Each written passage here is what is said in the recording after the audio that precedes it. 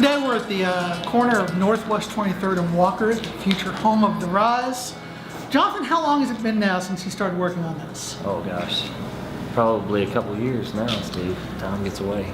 There were 3 buildings you knew that you were buying on this corner.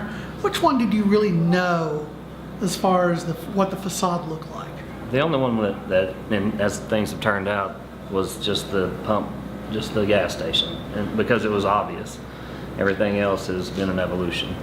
So let's talk about, first of all, we had quite the surprise at Pizzeria Gusto. Remind readers about what we found there.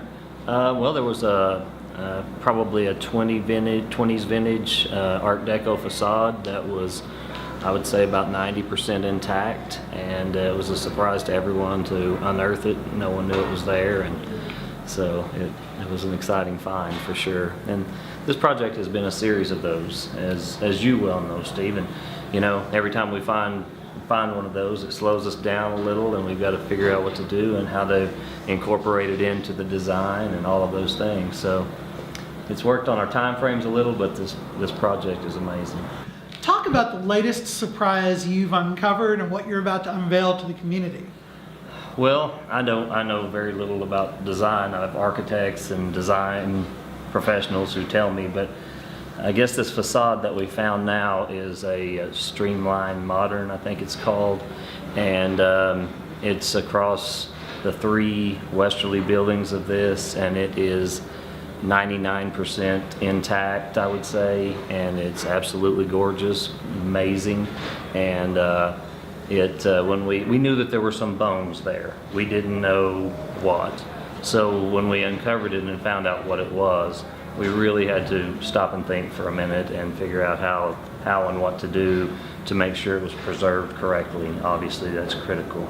And talk about the material that was used in this original facade and how affordable would it be to do that in this era? Oh, there's no way. It's cut granite, it's chunks of cut granite, and the suspended awning is still there, and it's just, it's insanely beautiful. And to replicate that, there's just no way not to make a project economically feasible. It just couldn't happen. So what does this mean for the overall look of the Rise? Talk about the authenticity of the design and what it adds back to Uptown.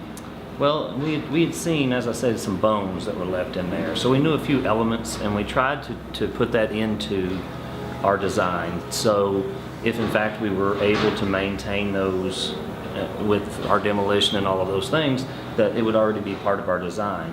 What we didn't know is the extent that it was there, and a few elements of it that were just overwhelming. But all in all, it hasn't changed that much, but instead of being new modern products, it's going to be a 1940s vintage facade, which is just amazing.